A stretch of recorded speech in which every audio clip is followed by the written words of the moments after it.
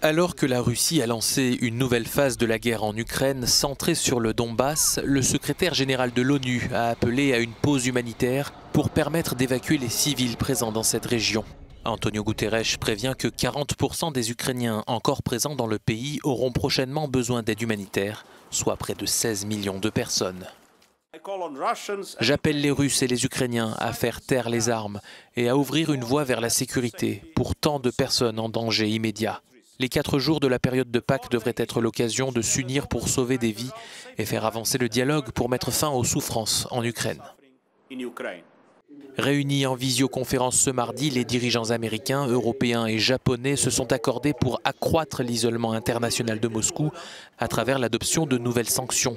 Une prise de position saluée par la présidente de la Commission européenne, Ursula von der Leyen, alors que selon les nouvelles prévisions du FMI, le PIB russe devrait se contracter de 8,5% en 2022 en raison des sanctions occidentales. Sur le terrain, les combats sont incessants d'après le gouverneur ukrainien de la région de Louhansk. Moscou a annoncé avoir tiré des missiles de haute précision, neutralisant 13 places fortes ainsi que des concentrations de troupes près de la ville de Sloviansk.